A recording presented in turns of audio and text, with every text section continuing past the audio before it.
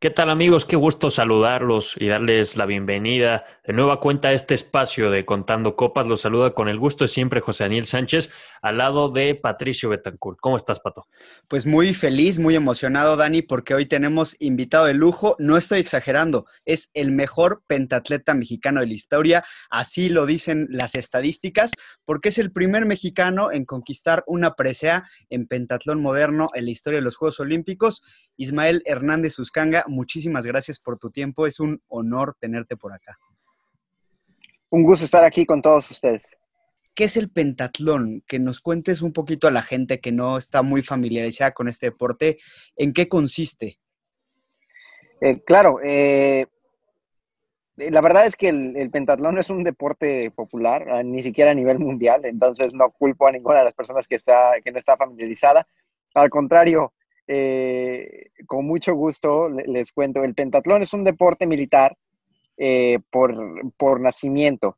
Es un deporte que se compone por las partes de natación, atletismo, tiro, esgrima y equitación.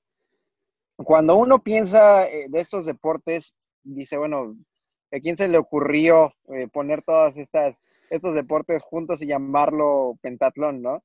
Regresando un poquito a la historia, vemos que el padre de los Juegos Olímpicos modernos, el varón Pierre de Coubertin, rescata una de las leyendas napoleónicas en el cual Napoleón había mandado a su mejor general a entregar un mensaje. El general tuvo que empezar su travesía a caballo, eventualmente el caballo se fatigó, se murió. El general tiene que terminar su travesía corriendo y nadando tras líneas enemigas, peleando con una espada y defendiéndose con una pistola, ¿no? Y al final logra entregar su mensaje. Cuando lo pones ya desde ese punto de vista, dices, bueno, entonces hace sentido, es un deporte militar, es un deporte que trataba de emular la tradición militar y el guerrero perfecto en esos momentos, ¿no? De la leyenda napoleónica. Para mí, cuando me lo presentaron a los 9 años, yo también me quedé con cara de ¿qué es todo esto? Pero era un ávido lector desde chiquito y uno de mis libros favoritos siempre había sido Los Tres Mosqueteros de Alejandro Dumas. Entonces, para mí, eso era lo más cercano a jugar a ser un mosquetero. Entonces, a los 9 años, cuando empiezo a entrenar este deporte, todo empieza por un juego, todo empieza por querer ser el cuarto mosquetero, estar peleando junto con Athos, Porthos y Aramis, cruzando espadas con D'Artagnan, ¿no? Todo empieza con un juego. No, sin duda, una gran historia de contar. Y justo por ahí va mi siguiente pregunta. Tu formación deportiva, llamémosle, la vas guiando a través de esta disciplina, teniendo tantas, obviamente en México hay muchos deportes además populares. ¿Qué te hizo mantenerte en ese camino? Eh, Traté antes, ¿no? De encontrar otros deportes que me ayudaran a desarrollarme como persona y que también los disfrutara. Empecé con el fútbol, el básquetbol, la natación. La verdad es que era un niño bastante inquieto, siempre tratando de buscar mantenerme activo y aparte de eso, siempre tratando de innovar, de estar cambiando el deporte. Y entonces el pentatlón me dio esa oportunidad, me dio la oportunidad de estar en un deporte que me permitiera dominar 5 diferentes disciplinas, pero no, no podía descuidar una sola de ellas. Siempre tenía que estar entrenando la parte de carrera, la parte de esgrima, y ahora hay que mejorar la parte de natación sin descompensar las otras 4 disciplinas. Y entonces era un tira y afloja, era una forma interesante de aprender lo que era el costo de oportunidad, ¿no? De tomar ciertas decisiones en mi vida, de saber que siempre iba a haber un precio a pagar por cualquier acción que tuviera en mi vida y pues la verdad es que me quedé ahí por lo que te digo, para mí empezó siendo un juego, pero se convirtió en una pasión, se convirtió en mi vida y durante los siguientes 17 años fue el deporte que amé, al que dediqué toda mi vida, todas mis mañanas, todas mis tardes y el que eventualmente me dio una de las glorias más grandes de mi vida, que es la medalla en Juegos Olímpicos. Oye, retomando un poquito los inicios, dices que empiezas a los 9 años, pero también nos estás comentando que no es un deporte muy popular ni siquiera a nivel mundial. ¿Cómo y dónde empiezas a practicarlo? ¿Quién te induce al mundo del pentatlón moderno y que te dice, sabes que eres muy hiperactivo, aquí puedes hacer 1000 cosas? Adelante. Fíjate que no empezó así como, fíjate, ese es el pentatlón, más bien todo empieza por accidente. Mi mamá es médico militar, Ok. entonces yo vivía en una unidad militar desde chiquito, y eventualmente buscando cosas que hacer en el deportivo de la Secretaría de la Defensa Nacional, es cuando de repente veo un grupo de niños corriendo y nadando y me acerco al entrenador y cuando me acerco a preguntarle, oye, ¿qué es esto? El entrenador, gran amigo mío, pero en ese momento súper mamón, me dice, es un grupo muy exclusivo de deportistas que les enseñamos a los niños a correr, a nadar, después a tirar con una pistola, a hacer esgrima y a montar a caballo. Y dije, ah, chinga, pues yo quiero ser exclusivo y me gustan cómo son los deportes, ¿no? Entonces, pues sí, cuéntenme conmigo, sí, ¿cuándo, cómo puedo pertenecer a su grupo exclusivo? ¿No? Entonces, por ahí, es muy, muy gran amigo mío. Después de eso llegué a competir todavía con él. Se convirtió en una de de los grandes deportistas que fue a representar a México a nivel mundial, ¿no? Y hasta la fecha tenemos una muy buena relación.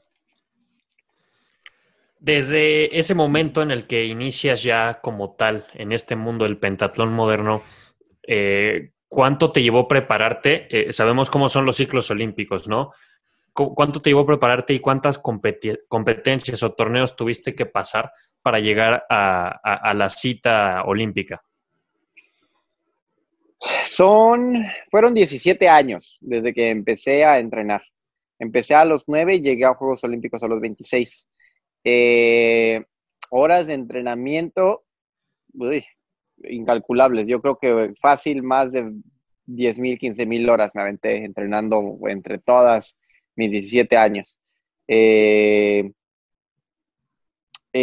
Competencias, híjole, aviéntate unas 10 por año al menos, eh, 15 cuando mucho, son 200 competencias. Eh, sí, como 200 competencias, 17 años y como 15,000 horas de entrenamiento más o menos. Nada Así de más, bote poquito, pronto. ¿no?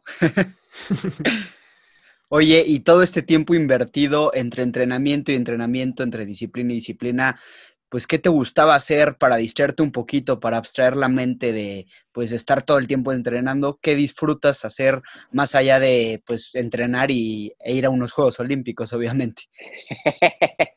Eso se disfruta muchísimo, pero tienes razón. La verdad es que a veces por pura salud mental vale la pena el dedicarse y el tener otros focos.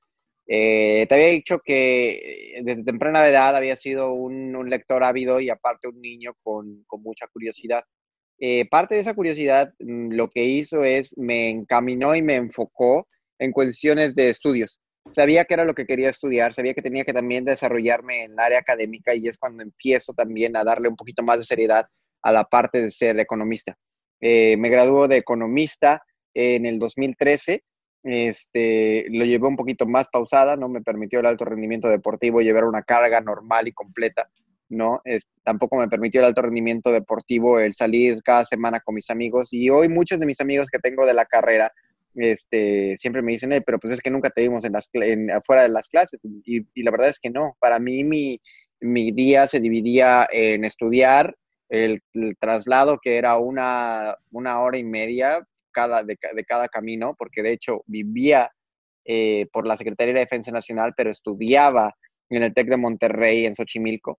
Antes del segundo piso, no, me iba en los fabulosos camiones de RTP, que pagabas 2.50 y te llevaba alrededor todo el periférico a dar 3 vueltas. Entonces en esos, imagínate, me llevaba mi mochila, me llevaba mi lunch y me llevaba mis libros y me ponía a estudiar en el camión. Entonces, en eso se dividía mi vida. Mi vida se dividió en estudiar, seguir preparándome, comer y hacer tarea en el camión, entrenar y después volver a repetir todo al siguiente día. Sabía que era el precio que tenía que pagar para alcanzar lo que quería, que era calificar a unos Juegos Olímpicos. Y definitivamente muchos que han estado en el alto rendimiento se podrán identificar con este estilo de vida, ¿no? Pero bueno, todo te llevó a un camino que seguramente tenías bien fijado ese objetivo. Y previo a esta entrevista yo repasé aquella jornada histórica y sorpresiva también, porque yo recuerdo, Pato y yo que llevamos un rato en esto juntos, estábamos cubriendo los Juegos Olímpicos. No sé cómo lo viviste tú, Pato, pero yo recuerdo estar viendo la transmisión y en la transmisión, la que yo estaba viendo en la tele, de repente alguien interrumpe la transmisión en aquel sábado de gloria y dicen, hay medalla en pentatlón moderno. Ismael Hernández Uscanga acaba de ganar el bronce. Y tus expresiones fueron, digo, me imagino lo podrás traducir ahorita en palabras, pero tus emociones no nos dejan mentir a las que la vivimos o la vimos en vivo. Muchísima emoción, ¿no? Fue, fue el mejor día de mi vida hasta ahora. Creo que las cosas se dieron y lo que podíamos haber controlado lo controlamos de la mejor manera. Eh, fue un día espectacular. No tengo palabras para definirlo que no sean grandes, elaboradas y hasta cierto punto un poquito exageradas. Pero fue el mejor día de mi vida. La verdad es que mis caras lo dicen en ese momento. Fue una cara de satisfacción, una cara de las manos a la cabeza, en un gesto de incredulidad, pregunto, ¿lo logramos?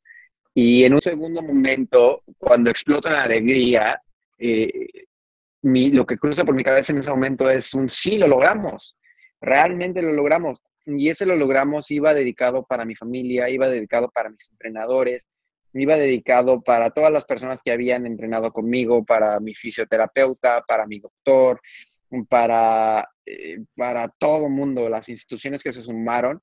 La verdad es que iba dedicado a cada uno de ellos y sigue siendo dedicado a cada uno de ellos ese logro y ese mérito deportivo. Estoy seguro que ningún atleta podría haber llevado o realizado y tenido esos resultados. Creo que es importante el darles crédito y es precisamente por eso que ese primer gesto de lo logramos es lo primero que se me viene a la cabeza después de cruzar la meta en Río. ¿Podrías narrar tu día perfecto a la gente que nos está escuchando y viendo? ¿Te acuerdas de los detalles de cómo fue ese día perfecto e inolvidable para ti? Claro, el día empezó temprano. Ese día me acuerdo que fui a desayunar al comedor olímpico. La noche anterior había cenado pasta y carbohidratos. Ese día me levantaba con un poquito de angustia en el estómago, entonces nada más desayuné fruta y un poquito de cereal. Después de eso, me subí al camión que me llevaba a la competencia y fue así como empezó mi día. Mi día empezó con estamos aquí. Había y hay una frase que desde chiquito me ha caracterizado que es, mañana lo vamos a volver a intentar. Para mí fue un mantra de chiquito que descubrí a temprana edad porque no lograba las metas a la primera. Siempre me costaba un poquito más de trabajo el nadar más rápido, el correr más rápido, el ser mejor, un poquito mejor driblando la bola. Nunca realmente fui bueno driblando la bola, pero siempre me costaba un poquito más de trabajo desarrollarme físicamente que los demás. Entonces, para mí, el mañana lo voy a volver a intentar. Se convirtió en un mantra desde chiquito que es, no me voy a dar por vencido, al contrario, voy a perseverar. Y en algún momento, todo esto que no me sale de manera natural, lo voy a volver a hacer. Mañana lo voy a volver a intentar. Cuando me levanto ese día, el mejor día de mi vida, me levanto con una cosa en la mente que es, no hay mañana, es hoy. No puedo volverlo a intentar mañana. Todo se resume al día de hoy. Y fue así que empecé mi día, con esa mentalidad, con esa idea de el mañana es hoy, no hay mañana. Necesitamos hacer la mejor competencia de mi vida y si hago la mejor competencia de mi vida me va a alcanzar para subirme al podio. Empezamos con la parte de esgrima. La parte de esgrima, muchas personas que me han preguntado de repente me dicen, oye, pero empezaste en esgrima súper mal, ¿no? Siempre le digo, no, fue la mejor esgrima de mi vida. Lo que pasa es que yo soy y era un pésimo esgrimista, que al final ejecutó la estrategia que tenía que haber ejecutado en Juegos Olímpicos, que es quedar en media tabla. No necesitaba más para ganar una medalla. Sabía que eso era lo que tenía que hacer porque las otras 4 disciplinas son mi fuerte, pero esgrima siempre fue mi talón de Aquiles. Entonces, las personas de repente me dicen, oye, es que viniste desde atrás. Y dije, pues sí, vine desde atrás, pero todo estaba calculado y todo estaba saliendo como estaba planeado. Fue un estudio exhaustivo de los competidores con los cuales me iba a enfrentar en la justa veraniega, en la parte de esgrima, y todos los asaltos los ejecuté tal y cual habían sido planeados con mi entrenador. Entonces, hasta ese punto iba todo perfecto, iba todo muy bien a pedir de boca. Lleva la parte de natación. En la parte de natación estaba sumamente nervioso, con mucha adrenalina, pero también eh, emocionado porque eran mis Juegos Olímpicos, mis primeros Juegos Olímpicos, el sueño de todo deportista, de todo niño, el estar ahí en ese escenario compitiendo, y lo estaba cumpliendo. Entonces es en ese momento, en cuando me mandan llamar y cuando me ponen en el banco de salida, que toda la adrenalina sale a flor de piel y todos los nervios se van. Me subo al banco de salida y el banco de salida espera, y en el banco de salida esperaba pacientemente a que me dieran las órdenes y las indicaciones. Me dicen en sus marcas, listos. Cuando suena el disparo de fuera, es como si me hubiera liberado de toda la carga, toda la ansiedad, toda la adrenalina que tenía, y lo que tenía adelante eran 200 metros que tenía que comérmelos, tenía que hacerlo lo más rápido posible, lo mejor que había hecho, y, y la verdad es que fue una muy, muy buena marca, fue una marca increíble. Llega la parte de equitación. La parte de equitación había sido en otra etapa, en otra época, un talón de Aquiles que me había prohibido calificar a los Juegos Olímpicos de Londres 2012. Este momento era el momento de la revancha. Me acerco al caballo y empiezo a platicar con el caballo y empiezo a tratar de establecer esa relación, ese binomio entre el caballo y el jinete. Empiezo a decirle, tranquilo, tranquilo, todo va a estar bien, tú estás listo, yo estoy listo, los dos estamos listos. Pasamos a la zona de competencia y así, con esa misma mentalidad, tratando de enfocarme siempre en el obstáculo que tenía adelante y de tratar de hacer un recorrido perfecto, que dejo atrás el campo de competencia con 0 puntos de penalización. Había sido un recorrido limpio y eso me posicionaba en el 6º lugar antes de empezar la parte de tiro carrera. Y en el tiro carrera hice lo que tenía que haber hecho. Era la competencia de mi vida y esta era la prueba favorita y en la cual todo el mundo me tenía miedo. Entonces empiezo la prueba en 6º lugar. Salgo del último stand de tiro en 4º lugar, atrás del italiano. Y en esos últimos 800 metros era matar o morir. Era regresar a México con un casi lo logras, o regresar a México con un lo logramos. Y fue con esa mentalidad que esos últimos 800 metros los corrí con todo el amor, con toda la pasión, con todos los años y los años de enojo y de frustración que había tenido también mi carrera deportiva, porque no ha sido una carrera fácil y no había sido una carrera fácil, pero también con todas las personas que me estaban empujando y que habían creído en mí y que podía lograrlo. Y fue así que fueron los mejores 800 metros de mi vida y se cerró con broche de oro. Qué lujo. Qué lujo escuchar esta crónica del propio protagonista. Impresionante. Se me puso la Oye, piel de gallina, de verdad, ¿eh? sí, a mí también, digo, no lo pueden ver, pero gracias por compartir eso. Y hay otro momento emocionante que al menos fue emocionante para los que lo vimos en televisión, y es tu llegada al aeropuerto de la Ciudad de México.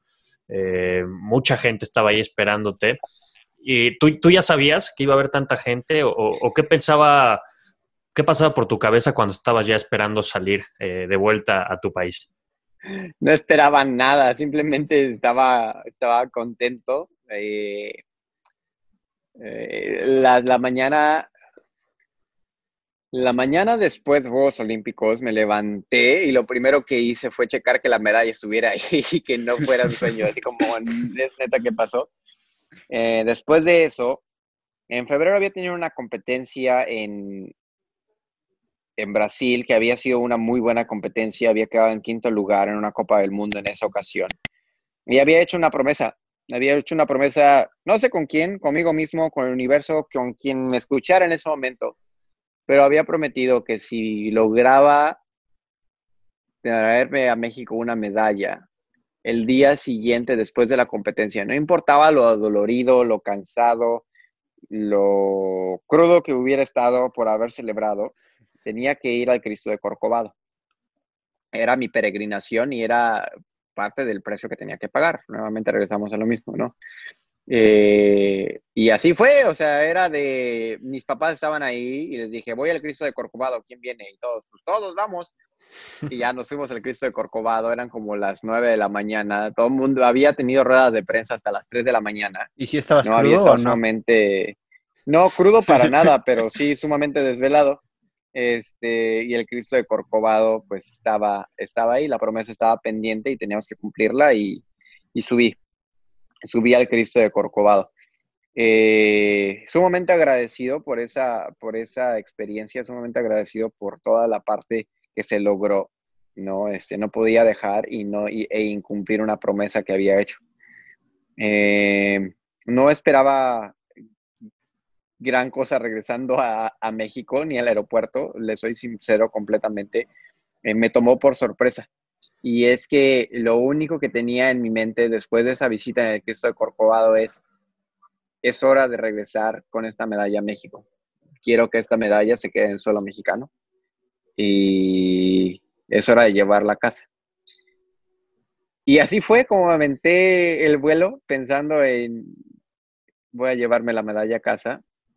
Entonces me tomó por sorpresa completamente el ver el aeropuerto de bienvenida, los medios de comunicación, a mi familia. No sé, fue una sensación y una situación increíble que fue completamente inesperada y que me llenó todavía de mucha más felicidad y gratitud hacia el pueblo mexicano por haberse tomado también las molestias de estar ahí en el aeropuerto y celebrando junto con nosotros. Oye, y ya estando en México, tuviste la oportunidad de festejar como hubieras querido y ¿qué le hiciste a la medalla también? ¿Le hiciste algún marco, algo o dónde está ahorita la medalla? La medalla está en mi casa. La medalla está Yo ahorita estoy en Estados Unidos.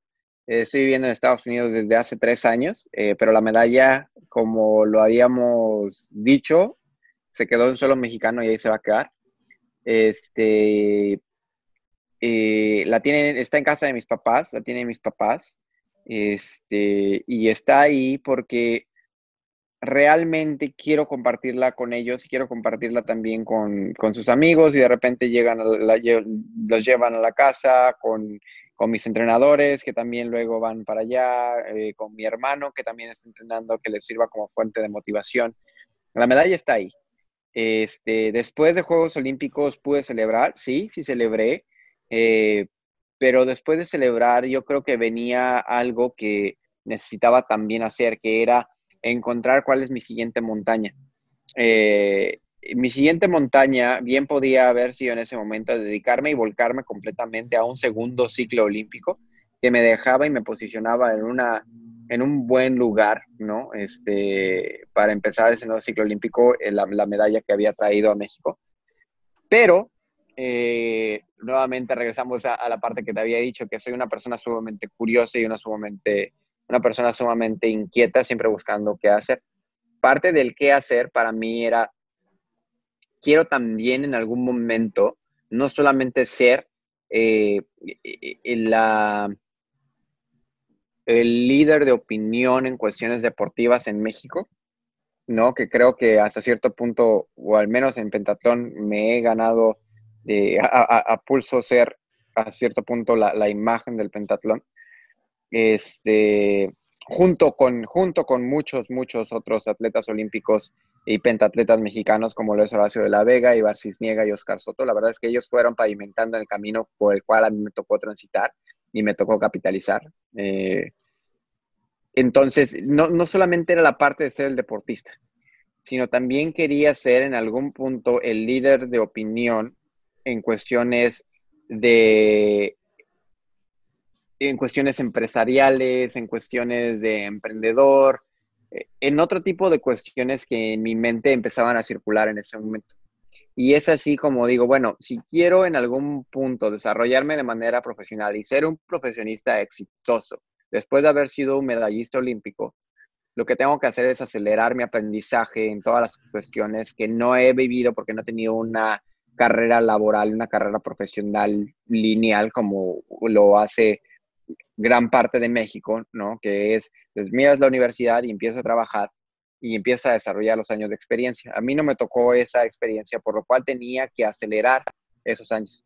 Es la razón por la cual aplico para irme a Estados Unidos a estudiar a la Universidad de Duke en Carolina del Norte, una de las mejores universidades del mundo en cuestiones de negocios, pero también una de las universidades que ama el deporte. Entonces fue un clic perfecto. Fue encontrar un nuevo hogar en el cual podía estudiar, tener alto rendimiento académico y seguir entrenando, tener alto rendimiento deportivo. Y fue así como empecé mi siguiente etapa. Mi siguiente etapa ni siquiera fue estoy completamente peleado en regresar a las canchas. Para mí, incluso cuando dejé México, era una promesa el competir junto con mi hermano en los Juegos Olímpicos de Tokio 2021, ¿no? Lógicamente, pues después pasan otro tipo de circunstancias, salgo de la maestría, se aparece una oportunidad para que viniera para trabajar en Nueva York y la verdad es que para mí Nueva York también había sido un sueño de chiquito y era ahora cumplir otro sueño, ahora desde el lado laboral, desde el lado profesional, ¿no? Pero sin dejar de pensar en cómo puedo regresarle a la sociedad y al deporte mexicano todas las cosas que me habían brindado desde pequeña edad. Y es así como empiezo este nuevo capítulo de mi vida. El nuevo capítulo de mi vida es un capítulo nuevamente de aprendizaje, de volver a estar hasta abajo, de ganar millas, de tener entrenamiento, de levantarse temprano, de aventarse las friegas, ¿no? Pero es eso, es entrenamiento, es regresar a lo básico. La razón por la cual estoy haciendo eso es porque soy un fiel creyente de que el cambio en México y el cambio en la sociedad como lo conocemos depende de cada uno de nosotros. Y necesita gente preparada y necesita gente que esté dispuesto a jugársela y a rifársela y a entrenar todos los días para lograr esos cambios. Y estoy tratando de transformarme en esa persona. Estoy tratando de crear la persona que el día de mañana pueda regresarle algo a la sociedad mexicana, algo más que solamente una medalla olímpica.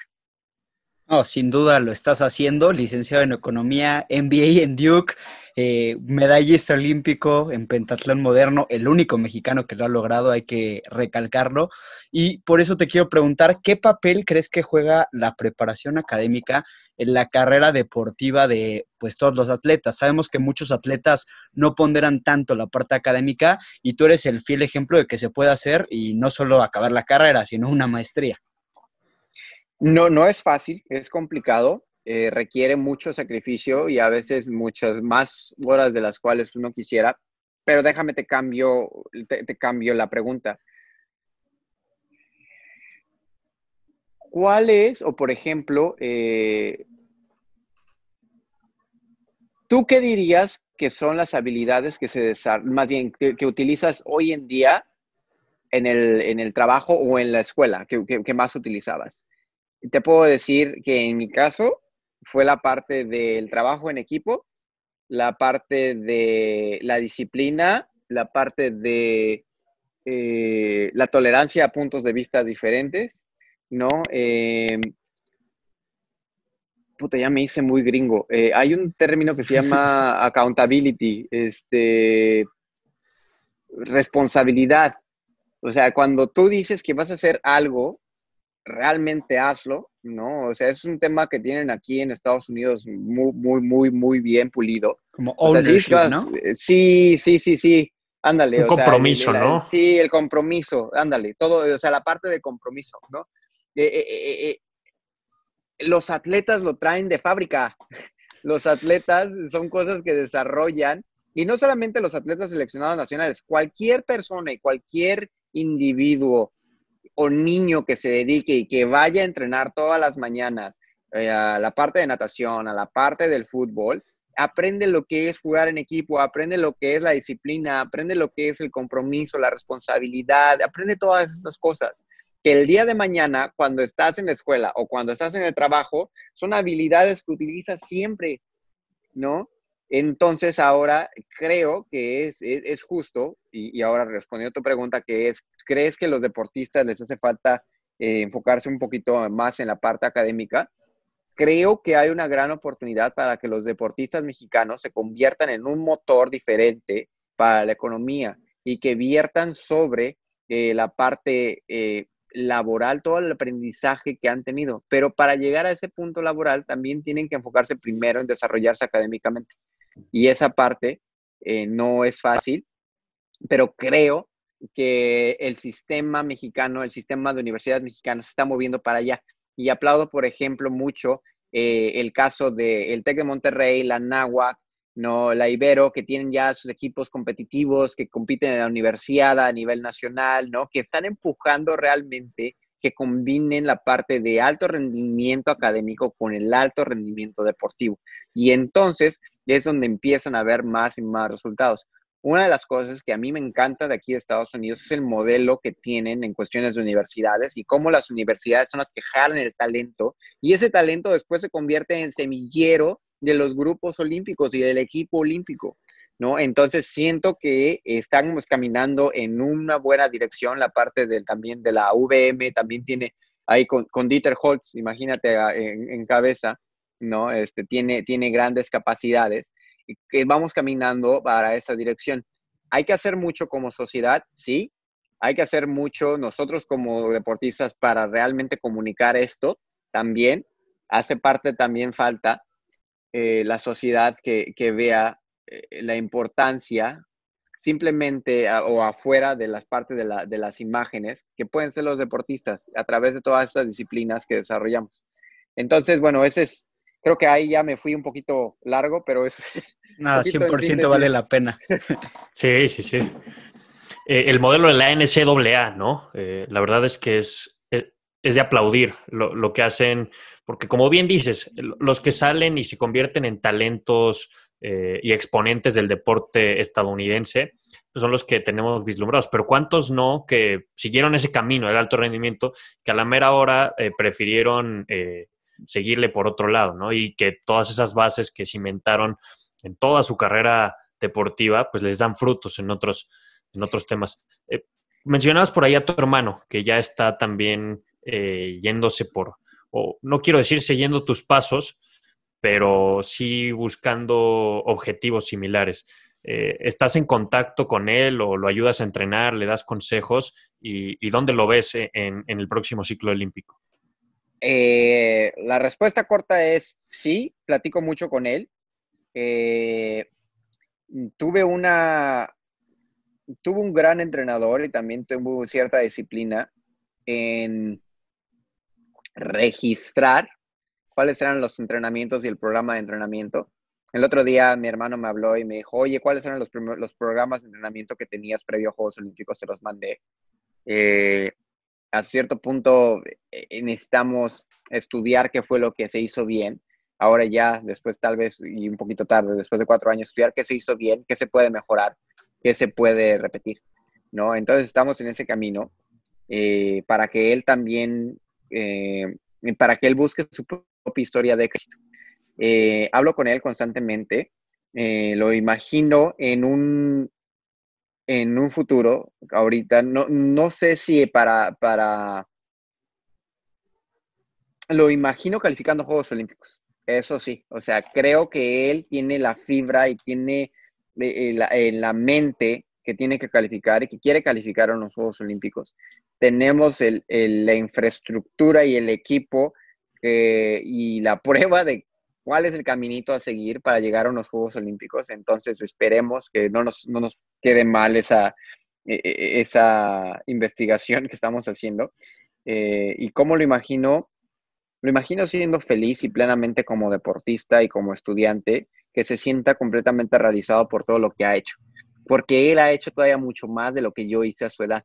Él tiene campeonatos mundiales bajo su manga, él tiene medallas mundiales que yo nunca tuve. ¿Qué edad tiene Él Emiliano? tiene 21, 22, ya tiene 22, 21 el año pasado, 22. No, pues todavía 22. tiene buena carrera por delante. Tiene buena carrera, pero él ha hecho muchas cosas que yo no hice. Y es una persona sumamente talentosa, no solamente como deportista, sino como mercadólogo, es sumamente talentoso. Entonces yo lo que quiero que él haga y que se dé cuenta es que el éxito lo puede definir de tantas cosas de tantas formas como él quiera, sin necesidad de tener o ligarlo a una medalla en Juegos Olímpicos. De que tiene el talento para lograrlo, tiene el talento para lograrlo. De que tiene el apoyo y el soporte para hacerlo, aquí nos tiene y nos va a tener y nosotros sabemos cómo lograrlo y cómo hacer el caminito. De que hay más en Emiliano que solamente el deportista, hay muchísimo más y estoy muy orgulloso de él, no solamente como el deportista, sino también como la persona. Pues ojalá que se cumplan sus objetivos y también los tuyos. Agradecerte este tiempo. La verdad es que esperamos que hayas disfrutado la charla tanto como nosotros, porque fue un buen rato que hemos pasado y ojalá que también todos los que nos escuchan o nos ven les guste. Te mandamos un fuerte abrazo, te agradecemos que estés aquí y no sé si quieres agregar algo más tú, Pato. No, pues agradecerle, el mejor pentatleta en Contando Copas, un honor y también todo lo mejor. Gracias por tu tiempo y no sé si quieras despedir a la gente con algún breve mensaje. Sí, muchísimas gracias por haberme escuchado. Les deseo que estén sanos, que estén salvos, guarden cuarentena, manténganse animados y optimistas. Sé que es difícil, pero tenemos que hacerlo.